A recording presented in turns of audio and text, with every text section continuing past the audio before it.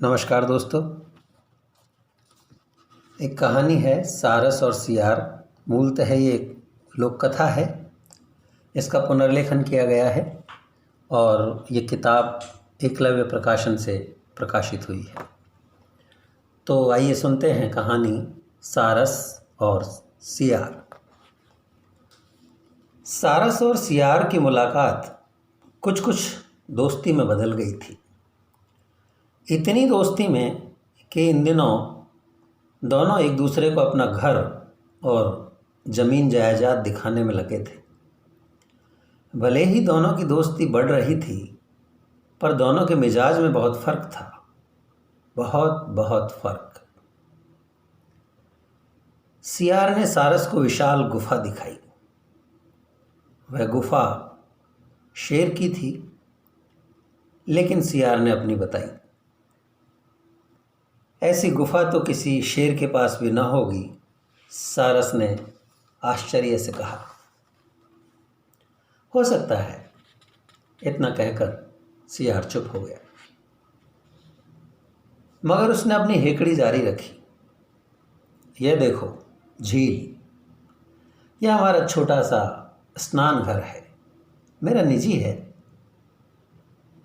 कोई और यहाँ नहीं नहा सकता। उधर पहाड़ी से बहता एक झरना दिखाते हुए बोला, ये मेरे परिवार के लिए पीने के पानी की निजी व्यवस्था है। किसी के भी यहाँ पानी पीने के लिए आने पर सख्त प्रतिबंध है। कोई चौराहे का हैंडपंप थोड़ी है। यह कहते हुए वह एक बेजान हंसी हंसा। यह पहाड़ भी मैंने 6 महीने पहले ही खरीदा है। हम सियारों को शाम के समय हू हू करने के लिए किसी उपयुक्त जगह की तलाश रहती है। मुझे लगा हुहाने के लिए इससे बढ़िया जगह और नहीं हो सकती।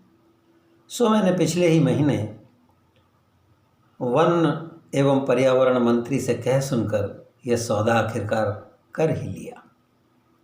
सियार ने यह कहते हुए यह संदेश दे दिया कि सत्ता के गलियारों में उसकी पैठ कहाँ तक है।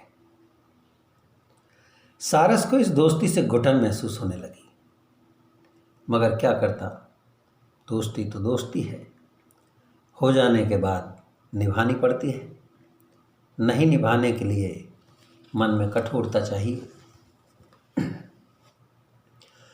तुम समझ सकते हो कि शाम के समय हुहाने के लिए मुझे साधारण सियारों की तरह खेत, मैदान, बाड़ी जैसी मामूली जगहों पर निर्भर रहने की अब कोई ज़रूरत नहीं। सियार के एक एक शब्द में दंभ बोल रहा था। उसकी पूरी बातचीत में शब्द कुछ भी हो, आवाज़ घमंड की ही सुनाई देती थी। उसकी बातें सुन सुनकर सारस के कान पक गए। वह थोड़ा सहम गया। असल बात तो यह थी कि वह थोड़ा डर भी गया इस दोस्ती के इतना बढ़ जाने से। झूठ और दंभ का अपना विशाल साम्राज्य दिखाने के बाद सियार ने सारस से कहा, अब तुम्हारा इलाका देख लिया जाए, देखते हैं तुम्हारे पास क्या है। जी ज़रूर, चलिए। सारस ने डैने फैलाकर आकाश में उड़ने की तैयारी करते हुए कहा। खड़े ही रहोगे कि सरकोगे भी? सियार ने अभी अभी दिखाई अपनी संपत्ति से उपजे दंभ के भाव से कहा। सरकूंगा नहीं, उड़ूंगा। मेरा इलाका आकाश में है। वहाँ चलने के लिए आपकी कोई निजी तैयारी है कि मैं कुछ मदद करूं? सारस ने कहा। उड़ना, ये क्या होता है? ऐसे किसी सामान का तो मेरी 7 पुश्तों में कभी जिक्र नहीं आया। पर तुम बताओ, मैं अभी खरीद लेता हूँ, सियार ने कहा। सारस समझ गया कि समस्या कहाँ है। उसने कहा, आप मेरे पैर पकड़ लीजिए। मैं उड़ान भरते हुए ऊपर की ओर उठूँगा। आप भी मेरे साथ रहोगे, ठीक है? ठीक है, सियार ने कहा। सारस ने उड़ान भरी। कुछ ही पलों में सारस के पैर पकड़े हुए सियार आसमान में था यही मेरा इलाका है, सारस ने कहा। लाल सफ़ेद काले बादलों की जादुई रंगों से भरी अजीब जगह को देखकर सियार के दिमाग को 440 वोल्टेज का झटका लगा। बोला, इसका तो कहीं कोई और छोर ही पता नहीं चल रहा है।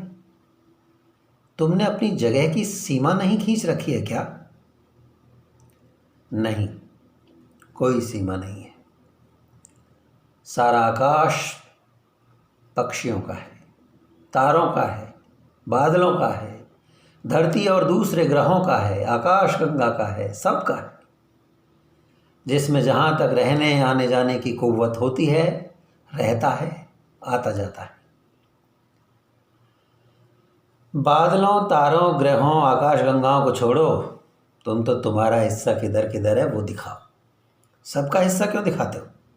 सियार ने अपनी उसी संकीर्ण सोच से उपजी बात कही। मेरा हिस्सा कहीं नहीं है।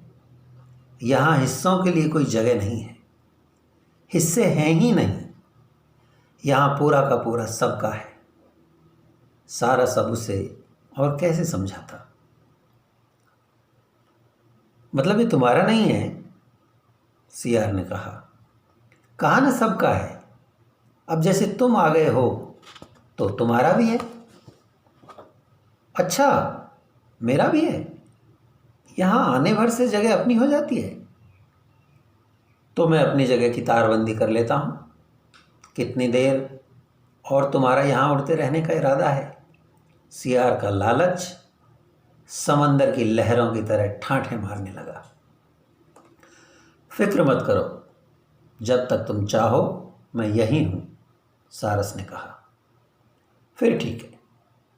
यह कहते हुए सियार ने वहाँ एक घेरा खींच देने के इरादे से सारस के पैर छोड़ दिए और तैरने लगा, लेकिन सीधे नीचे की ओर और तालाब के कीचड़ में जाकर गिरा। दूर खड़ा एक चरवाहा देख रहा था कि एक सियार कीचड़ में फंस गया है। निकलना चाहता है पर निकल नहीं पा रहा है। उसने आकर सियार की पूंछ पकड़कर उसे बाहर निकाल दिया। मुसीबत से बाहर आते ही सियार का फिर वही दिमाग। चरवाहे से बोला, मैं तो अपने बाप दादा की दलदली ज़मीन की नाप जोख कर रहा था। तुम बीच में वक्त बर्बाद करने कहाँ से चले आए? लाओ हरजाना भरो, अपनी गाय का एक बछड़ा मेरे हवाले करो। जाता है कि लगाऊं एक? चरवाहे ने लाठी लहराते हुए कहा। ओह, मैं भूल जाता हूँ कि पहले कब कब कहाँ कहाँ क्या क्या कर चुका हूँ। ऐसा कुछ बुदबुदाते हुए सियार रिश्वतखोर सिपाहियों और अफसरों की तरह खिसियाते हुए खिसक लिया।